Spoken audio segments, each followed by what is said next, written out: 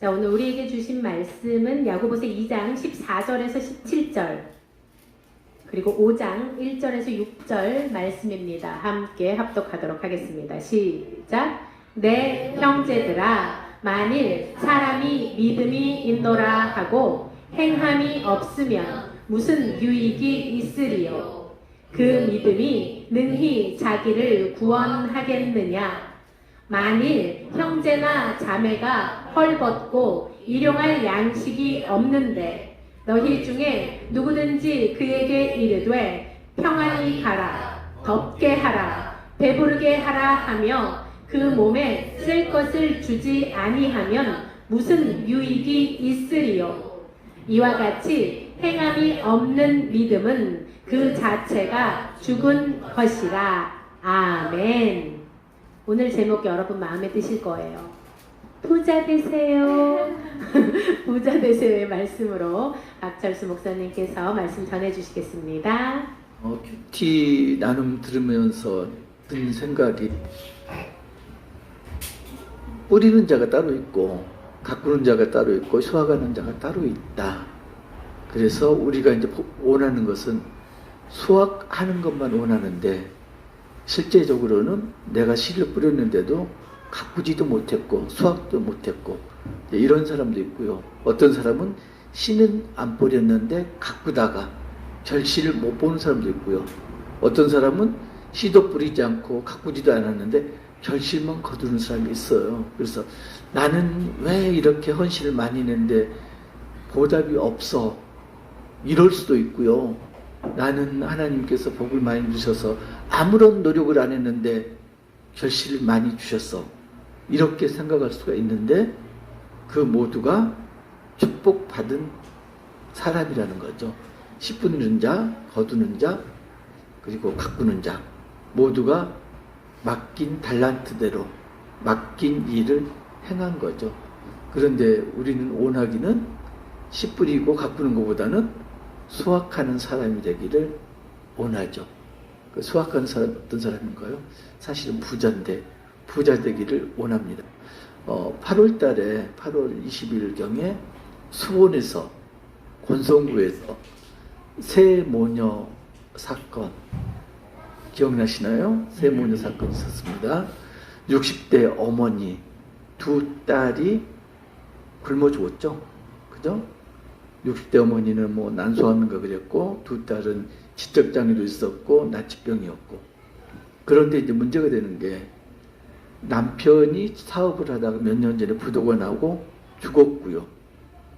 유일하게 경제력이 있던 큰아들마저도 몇 년 전에 병으로 사망을 했고요. 그러다 보니까 경제력이 없는 거예요. 국가에서 도와주면 좋겠다. 그런데 보니까, 조사를 보니까 이 사람이 2년 전에 수원으로 전입을 했는데 전입 신고를 안 했죠.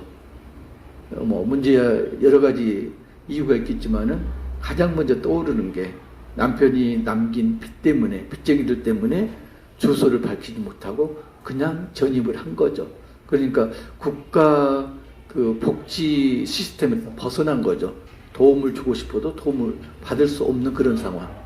거기다 문제가 아는 사람이 없었다. 아는 사람이 없었겠어요? 관계가 차단된 거죠. 그런 상황에서 굶어 죽었다. 작년 7월에 우리나라가 선진국이다. 더 이상 후진국이나 중진국이 아니고 선진국이다. 그렇게 유엔에서 발표를 했잖아요. 그래서 세계 경제 12, 11위 이렇다고 그러는데 경제력이 엄청나게 좋아졌죠. 우리가 봐도요, 잘 사는 나라인데, 그 반면에 빈부격차는 점점 심해집니다. 노숙인들이 지금 한 9,000명, 정부 통계로 2001년 통계로 보면 9,000명 정도 된다고 그러고요. 쪽방촌에 거주하는 사람들까지 하면 15,000명 정도가 지금 복지 사각지대에 있다고 그러는데, 그 사람들 말고도 그 새 모녀처럼 복지 사각지대에 있는 사람이 많죠. 2014년에 송파구 새 모녀 사건, 그걸로부터 시작돼가지고 복지 정책이 많이 이루어졌죠. 그런데 지난달 11월 달에도 신촌에서 모녀가 또 똑같은 이렇게 사망한 사고가 있었죠. 계속적으로 지금 벌어지고 있습니다. 왜 그럴까요? 이유가 어디가 있을까요? 돈 때문에 그럴까요? 그 이유를 오늘 야고보 사도는 본문을 통해서 말씀하고 있습니다. 우리나라가 자살률 세계 1위인 거 아세요? 잘 산다고 그러는데 세계에서 자살을 가장 많이 하는 국가, 자살률이 가장 높은 국가, 이런 불명예 1위가 다 좋은 건 아니더라고요. 교통사고율 1위, 자살률 1위, 이런 건 꼴등이 되는데 욕심이 많은가 봐요, 우리 국민이. 아무튼 야고보 사도는 오늘 말씀을 합니다. 어떻게 하면은 구원에 이르는 온전한 믿음을 가질 건가? 믿음이라는 게 무언가부터 이제 시작을 합니다. 너희가 믿는다고 하느냐? 그 믿음이 뭐냐? 처음에 야고보 사도가 이야기합니다. 두 마음을 품지 않는 것. 그죠? 두 마음을 품지 않는 것. 그게 사실은 믿음의 시작인데, 그렇다면 온전한 믿음이라는 건 뭔가? 첫 번째로 야고보 사도가 이야기하는 게 이웃 사랑입니다.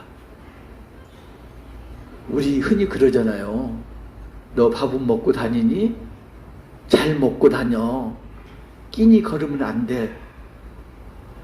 겨울인데 너 춥지 않아? 옷 따뜻하게 입지 않으면 감기 들어. 흔히 하잖아, 말을. 안 하나요? 그런 말 흔히 하잖아요. 저 이제 30대 후반, 40대 초반에 그 문학 그 모임에 나갈 때, 작가들 연봉이 어느 정도 될 것 같아요? 그 당시 작가들 평균 연봉이 20만 원. 그러면은 올 2만 원도 안 돼요. 그러면 그걸 먹고 살 수가 없어요. 그래서 전업 작가가 거의 없습니다. 그런데 한 후배 작가가 그런 이야기를 하더라고요. 자기가 가장 가슴 아픈, 걔는 이제 전업 작가예요. 그러니까 나는 글 아니면 다른 걸로는 밥 벌어 먹지 않겠다고 글을 쓰는 작가거든요. 통탄하더라고요. 내가 배고픈데 누구 한 사람도 밥은 먹고 다니니 말하는 선배가 한 명도 없었다. 그 이야기를 하더라고요. 그래서 정말로 생각을 지금 잘못하고 살고 있구나, 그런 생각이 들었습니다. 그런데 지금 야고보 사도가 똑같은 이야기, 거기에서 한 발 더 나간 이야기를 하고 있습니다. 형제 자매가 누구죠? 내 이웃까지 포함해서 전부가 형제 자매잖아요. 형제나 자매가 굶고 있어요. 옷이 없어서 헐벗고 있어요. 그럴 때 아까 이야기했듯이 밥 굶으면 안 돼. 몇 끼 먹고 다녀야지. 옷 그렇게 대충 입고 다니면 안 돼. 따뜻하게 입어야지. 감기 안 걸리지. 말만 하면 무슨 상관이 있느냐? 무슨 소용이 있느냐? 말이 아니라 그런 형제 자매를 봤다면은 밥을 먹여야 되고 옷을 입혀야 된다. 그 이야기를 하고 있는 겁니다. 그런데 우리는 대부분 그렇죠? 그 형제를 위해서 기도는 하죠. 하나님 아버지, 이 형제 자매 헐벗지 않게 하시고 일용할 양식을 주셔서 굶주리지 않게 해주세요. 기도하잖아요. 그리고 마음속으로 생각합니다. 하나님께서 내게 부여하신 임무는 기도하는 것까지, 그리고 그 다음은 나 몰라. 이렇게 보통 생각을 합니다. 그런데 생각해 보면요, 하나님께서 헐벗고 굶주린 형제자매에게 기도를 하라고 마음을 주신 건 기도로 끝내라고 했을까요? 너는 기도만 하고 내가 예비한 다른 사람을 시켜서 내 형제자매에게 옷을 주고 밥을 주겠다, 하나님 그렇게 하셨을까요? 기도할 마음을 주셨다는 것은 기도 중에 하나님의 뜻을 깨닫고 행동으로 옮겨라. 네가 밥을 주고 네가 옷을 주어라. 그 뜻이다. 야고보 사도가 지금 이렇게 이야기합니다. 그래서 그냥 믿음이 말로만 믿음이 아니고 말씀에 순종해서 행동 옮겨질 때 그게 구원에 이르는 온전한 믿음이다. 그리고 야고보 사도가 예를 듭니다. 아브라함하고 그리고 기생 라합의 예를 듭니다. 아브라함에게 하나님이 말씀하셨죠. 내 아들 이삭을 번제로 드려라. 자, 물론 자식 다 귀합니다. 아들, 딸, 내 생명보다 더 귀합니다. 그런데 아브라함에게 이삭은 어떤 아들인가요? 하나님께서 주겠다 약속하시고 얻은 아들입니다. 바로 주셨나요? 25년 지나서. 아브라함 몇 살 때? 아브라함 100살 때, 사라 90살 때. 그렇게 얻은 아들입니다. 그 아들을 지금 하나님께서 번제로 드려라 말씀하고 있습니다. 여러분이라면 어떻게 하시겠어요? 하나님, 농담도 참 심하세요. 이걸 알고 봤더니 하나님 정말로 유머러셔서 하신 그런 분이군요. 농담으로 치부할 수 있죠? 무슨 말씀을 하세요 지금? 줘놓고 뺏는다고요? 아브라함은 어떻게 했나요? 아브라함은 다음날 날이 밝자 일찍이 길을 떠납니다. 그리고 사흘 길을 걸어서 모리아산으로 갑니다. 어떤 사람은 저 같은 사람인가 봐요. 딴지를 자꾸 오는 사람들은 그렇게 이야기합니다. 아브라함이 믿음이 좋다고 그러는데 그러면은 하나님이 말씀하시자마자 말이 끝나자마자 바로 떠났어야지. 왜 그 다음날 아침이냐. 근데요, 생각해 보세요. 하나님이 아브라함을 언제 만나셨을까요? 밤에, 꿈에. 그 이야기는 뭔가요? 아브라함은 잠에서 깨자마자 아침 일찍이 곧바로 떠났다는 얘기입니다. 그러니까 하나님 말씀을 듣고 생각할 여유도 두지 않고 곧바로 실행으로 옮겼다. 그래서 그 아브라함의 믿음을 보고 믿음의 행위를 보고 아브라함을 하나님께서 의롭다 이렇게 여기셨다. 그리고 아브라함이 내 친구다, 내 벗이다 이렇게 여기셨다. 그런데 바울은 조금 다른 이야기를 합니다. 바울은 로마서에서 보면은 하나님은 아브라함의 믿음을 보고 의롭다 하셨다. 이렇게 이야기를 합니다. 하나님께서는 아브라함의 믿음을 보고 의롭다고 하셨다. 그러면 지금 아브라함 그 믿음에 대해서 바울하고 야고보하고 지금 다른 이야기를 하고 있는 듯이 보여요. 바울은 아브라함의 믿음을 보고 야고보는 행위를 보고 의롭다고 하셨다. 저번에 한번 제가 말씀드렸죠. 이게 어떤 차이다? 상황의 차이다. 바울은 유대인을 대상으로 유대인들이 뭘 신봉하나요? 율법의 행위를 신봉하잖아요. 그래서 율법대로 행동하려고 그 마음이 어떻든지 겉으로 드러나는 형식을 중요하는 게 유대인이었잖아요. 그래서 그 유대인들에게 행위가 아니다. 그런 거칠애가 아니고 오직 믿음이다. 바울은 그렇게 주장한 거고요. 야고보는 디아스포라 유대인들에게 이미 믿음을 가지고 있는 사람들이에요. 이 사람들에게 어떤 말을 하나요? 그 사람들이에요. 나는 믿었으니까 이제 구원을 받았어. 지금 이단이라는 똑같아요. 그래서 지금부터 내가 하는 행동은 어떤 행동을 하든지 나는 이미 구원 받았어. 그래서 막 살아도 돼. 그래서 술도 마시고요. 그리고 축첩이라고 그러죠. 첩도 없고요. 이런 식으로 막 산 거예요. 그 유대인을 향해서 디아스포라 유대인을 향해서 야고보가 이야기한 거죠. 믿음이 아니고 믿음을 근거로 한 기반으로 한 행위로 구원을 받는다. 행함이 진짜다. 믿음을 근거로 한 행위가 온전한 믿음이다. 그렇게 이야기를 하는 거죠. 그래서 관점의 그 상황의 차이예요. 똑같은 말하고 있습니다. 바울도 나중에 이제 그런 이야기도 하죠. 믿음, 행위로 인한 믿음으로 구원을 받는다. 그런 이야기를 바울도 나중에 합니다. 똑같은 이야기를 조금 다른 상황에서 지금 이야기했을 뿐이죠. 사라 예를 듭니다. 사라가 아니라 기생 라합. 여호수아 2장 6장을 보면은 기생 라합에 대한 이야기가 나옵니다.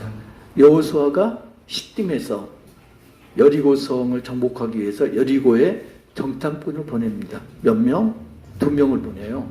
정탐꾼을 보냈는데 그 정탐꾼들이 기생 라합의 집에 유합니다. 왜 기생 라합의 집에 유했을까요? 우리 옛날 시골 주막을 생각하시면 돼요. 주막에서 뭘 했나요? 술도 팔고요, 밥도 팔고요, 그리고 잠도 잤고요. 그 당시 라합도 그런 걸 운영한 거죠. 그래서 거기서 밥도 먹고 술도 먹고 그리고 잠도 자고. 그래서 정탐꾼들이 라합의 집에 들어갔는데 그걸 어떤 사람이 보고 여리고 왕한테 고자질을 했습니다. 정탐꾼들이 와서 기생 라합의 집에 들어갔습니다. 여리고 왕이 명령을 내렸습니다. 가서 잡아와라. 군사들이 갔죠. 라합이 어떻게 했나요? 이미 나가서 멀리 갔다 빨리 쫓아가면 잡을 수가 있을 거다. 사실은 어떻게 했나요? 지붕에 있는 3대 밑에 정탐꾼들을 숨겨놓은 다음에 이야기한 거죠. 삼 알아요? 삼. 옛날에는 못이나 삼으로 배를 만들어서 입었잖아요. 못이 옷은 아주 결이 곱고 삼배는 거칠죠. 못이 옷, 삼배 옷.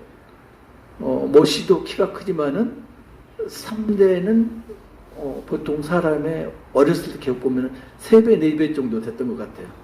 엄청나게 커요. 그래서 3대밭에 들어가면 찾을 수가 없거든요. 그래서 그걸 잘라가지고 보통 이제 세워놓고 쪄가지고 거기서 이제 씨를 뽑는데 껍질을 벗겨낸 나머지는 말리거든요. 땔감으로 쓰고 이러기 때문에 아마도 세워놨다는 이야기가 아니고 지붕에 놓아뒀다는 게 껍질을 벗긴 나머지 3대를 지붕에다가 쌓아놨을 거예요. 그러면은 그게 길고 그리고 양이 많기 때문에 그 밑에 숨으면 발견을 할 수가 없었겠죠. 아무튼 라합이 정탐꾼을 숨겨줬죠. 그리고 라합이 정탐꾼을 숨겨준 일로 인해서 구함을 받습니다. 라합은 왜 정탐꾼을 숨겼을까요? 다른 민족의 신이지만은 하나님을 경외를 한 거죠. 그런데 여호수아 2장 21절을 보면은 라합이 어떻게 했냐면은 정탐꾼들이 그랬거든요. 우리가 쳐들어올 때 붉은 줄을 창문에 늘어뜨리면은 너희 집은 온전하게 보존하게 하겠다. 라합이 그 말을 믿고 정탐꾼들을 보낸 다음에 창문에 붉은 줄을 늘어뜨렸죠.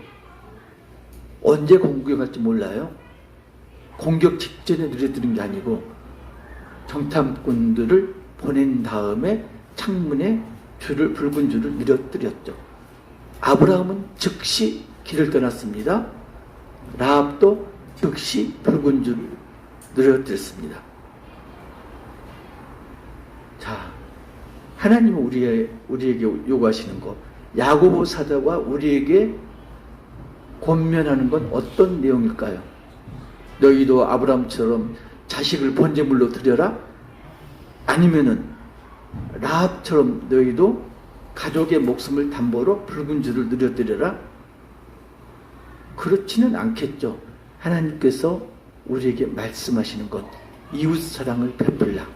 그러면서 5장에서 하나님께서 말씀하십니다. 부자에 대한 경고를 하고 있죠. 한 부자가 있었다. 재물을 쌓았다. 그리고 그 재물을 가지고 사치도 하고 방종하게 살고 마음이 부유해졌다. 마음이 부유해졌다는 이야기는 어떤 이야기죠? 마음이 가난한 거의 반대가 마음이 부유한 거죠. 마음이 가난한 자는 천국이 저희의 것이며 반대로 마음이 부유하면은 천국에 들어갈 수 없다는 이야기죠. 그래서 이 부자는 마지막 날에 살육의 날이라고 하는데 심판 날에 고생을 했다. 왜 고생을 했나요? 부를 축적한 과정이 나옵니다. 이 사람이 밭에서 추수를 하는데 품꾼을 사가지고 추수를 하는데 그 일당을 줘야 되잖아요. 일당을 안 줬다. 그럼 이 일꾼은 그 일당을 가지고 가서 먹고 살아야 되는데 먹고 살지 못하게 된 거예요. 그래서 배고파서 울고 억울해서 울고 그 우는 소리가 하나님 귀에 들렸다.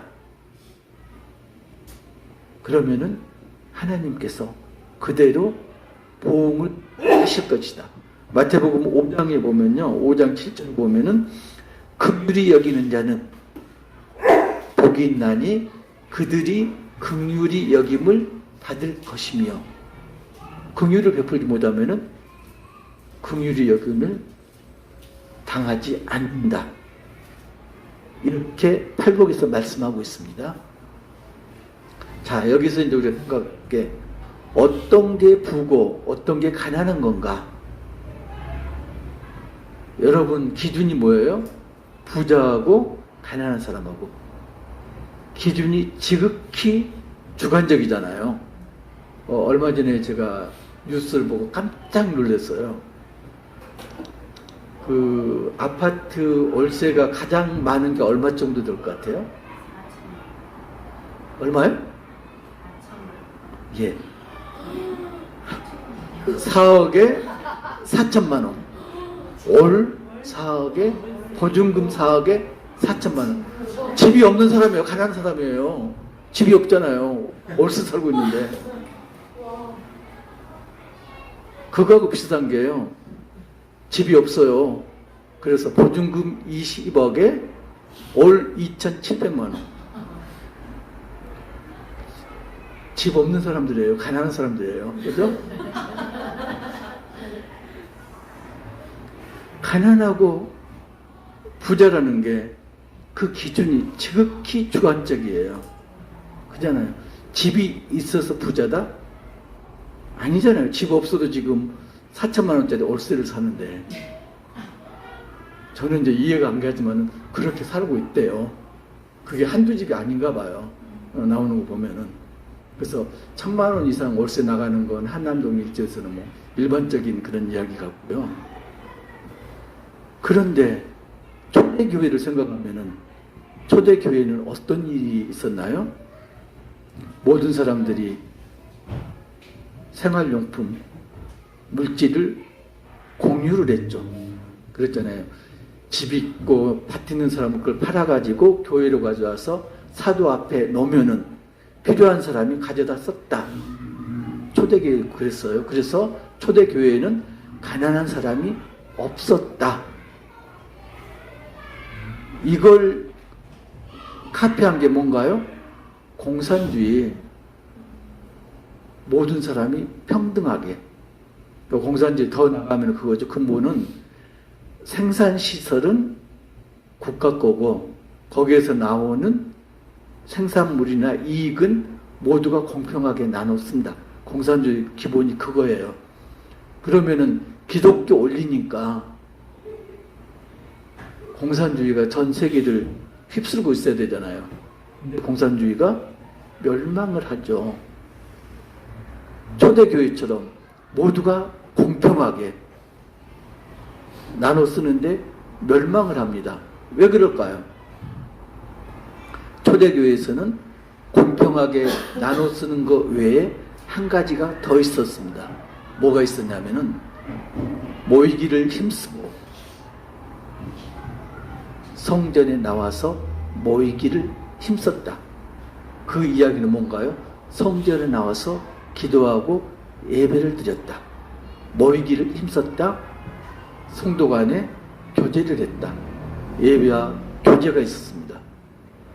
초대교회와 공산주의가 다른 게 공산주의에는 예배와 교제가 없었죠. 지금 빈부의 격차가 심해서 세모녀 사건 같은 그런 사건이 계속적으로 벌어지고 있습니다. 어떻게 하면 그걸 없앨까요? 복지정책으로 돈을 준다고 해서 그 해결될까요?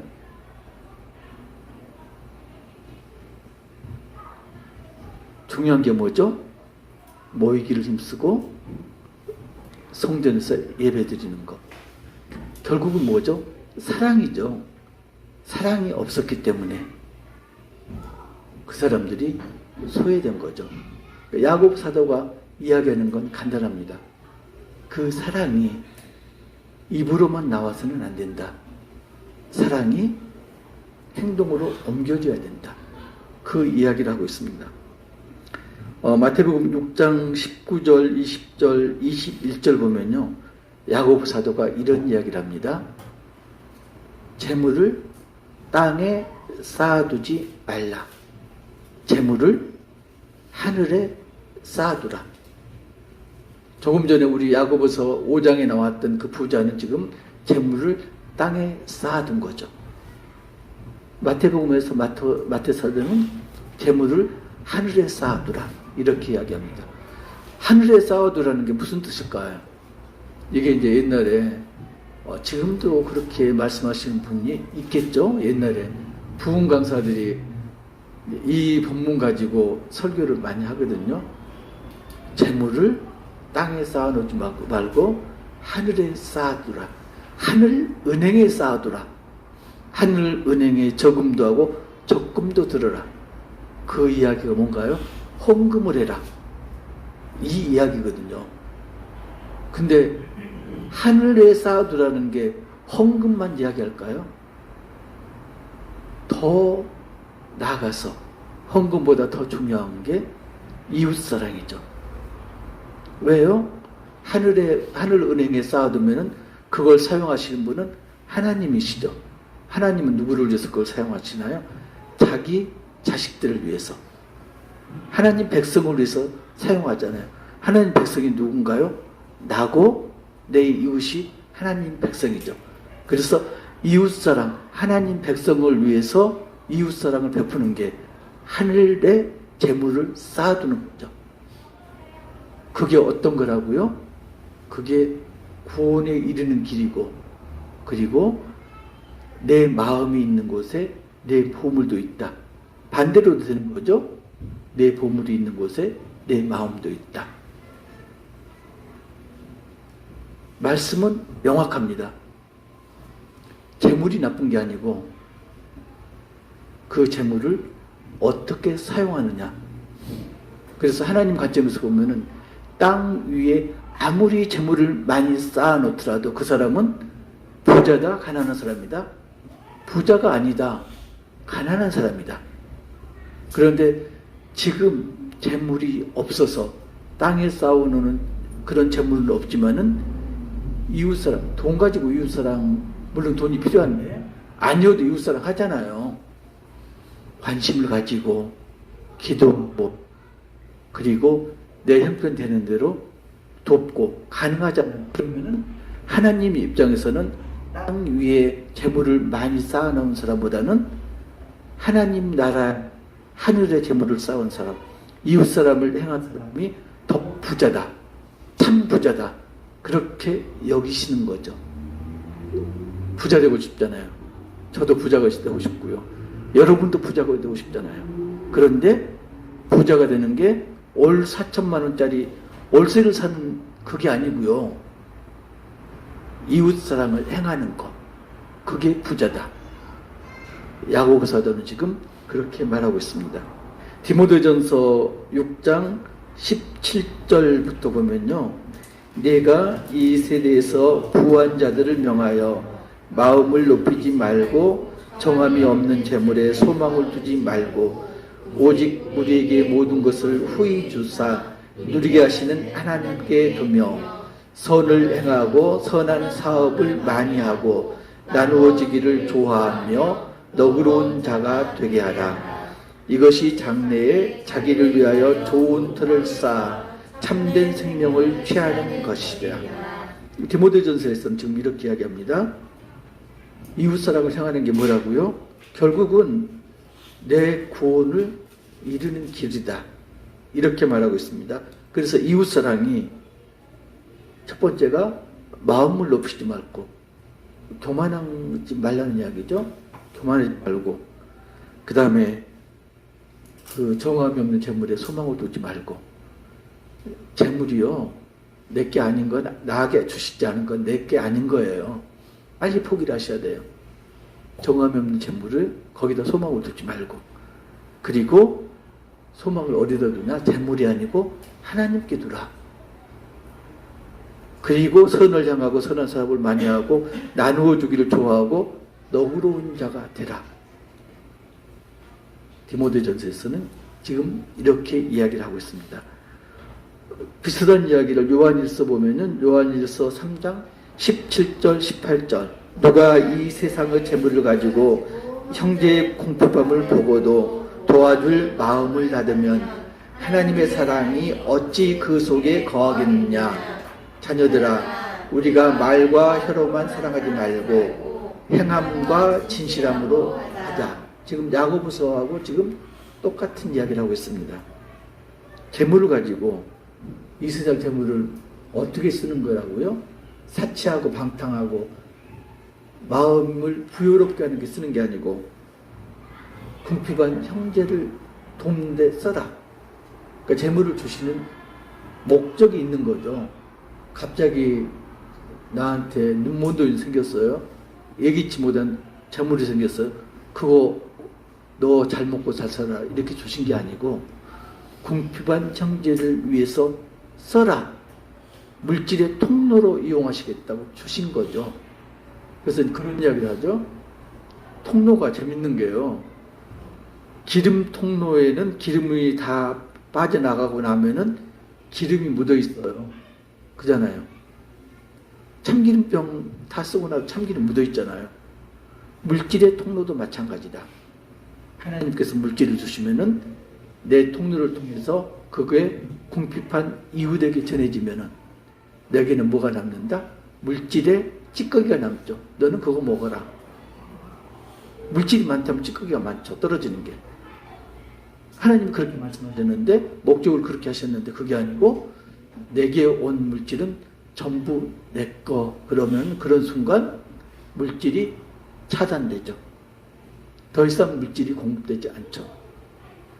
시골에서요, 옛날에 보면은 한 마을에서 마을 가운데 있든지 아니면 산 어귀에 있든지 공동 우물이 있었습니다. 그 우물 하나 가지고 온 마을 사람들이 풍족하겠습니다. 마르지 않고요. 그런데 산업화가 진행되면서 사람들이 떠나죠. 그리고 마을이 텅 비게 됩니다. 그러면은 물을 쓰지 않으니까 물이 흘러 넘쳐야 되잖아요. 그런데 몇 년 지나면은 물줄기가 말라요. 더 이상 우물 역할을 못합니다. 하나님이 주시는 물질도 지금 똑같은 이야기예요. 사용하지 않으면은, 궁핍한 형제에게 보내지 않으면은 물질의 줄기가 마르는 거죠. 그래서 부자는 현재 내가 가지고 있는 재산이 얼마인가 여기에 있지 않고요, 나를 통해서 얼마나 많은 사람에게, 얼마나 많은 형제들에게 물질이 공급됐는가, 이웃사랑을 얼마나 많이 베풀었는가, 이게 물질의 부와 가난의 기준이 되는 거죠. 부자가 되고 싶었어요. 정함이 없는 물질에 소망을 두지 말고 하나님께 두라. 그리고 형제의 궁핍을 보고 지나치면 안 된다. 야고보 사도가 그래서 그렇죠. 행함이 없는 믿음은 죽은 믿음이다. 우리가 사람이 살아서 움직이잖아요. 죽으면 시체라고 그러죠. 시체에는 뭐가 없을까요? 영혼이 없죠. 영혼이 없잖아요. 야고보 사도가 이야기합니다. 행함이 없는 믿음은 죽은 것이다. 믿었다고 그러는데 그 믿음에는 영혼이 없는 거다. 그래서 결론이 뭐라고요? 믿음에도 영혼이 있다. 그 영혼이 뭐라고요? 이웃사랑. 이웃사랑이 없다면은, 행함이 없다면은 믿었지만은 믿음의 시체일 뿐이다. 그래서 그런 믿음을 야고보 사도는 허탄한 것이다. 이렇게 이야기를 하고 있습니다. 여러분 부자 되고 싶으세요? 부자 되는 길을 야고보 사도가 지금 이야기를 하고 있습니다. 물질이 아니다. 부자에게 주는 경고가 부자에게만 해당되지 않아요. 우리에게 해당돼요. 우리에게. 부자 기준이 상대적이기 때문에 땅에 재물을 많이 쌓아두는 게 결코 부자가 아니다. 물질을 하늘에 쌓아두라. 물질에 좌지우지 되지 말라. 근데 현실은 안 그렇죠. 현실은 가혹합니다. 물질이라는 게요, 돈이라는 게 예전에는 그랬거든요. 천재 한 사람이 10만 명을 먹여 살린다. 삼성에서 했던 이야기죠. 천재 한 명이 10만 명을 먹여 살린다. 지금은 근데 그게 없어지고요. 공동지성이라고 그러죠. 자본이 연구소를 운영합니다. 그 연구소에 머리 좋은 학자들을 모읍니다. 연구를 합니다. 그리고 제품을 생산합니다. 결국은 자본이 제품을 생산합니다. 그런데 여기서 공동지성에서 빠진 게 있어요. 뭐가 빠졌나요? 모이기를 힘쓰고 예배드리고, 이게 빠져 있어요. 그게 빠져 있기 때문에 물질적으로 아무리 풍요로워도 여전히 가난할 수밖에 없는 거죠. 우리가 부자가 되고요, 하늘에 재물을 쌓아두는 부자가 되고, 그리고 우리가 뭘 해야 된다고요? 성전에 모이기를 힘쓰고, 그리고 교제를 하고 예배를 드리고, 아무리 이웃을 많이 돕는다고 하더라도 그 전제 조건, 성전에 모이기를 힘쓰는 걸 뺀다면은, 하나님 사랑이 빠진다면은 세상에 불평등한 빈부격차, 이건 영원히 없어지지 않을 겁니다.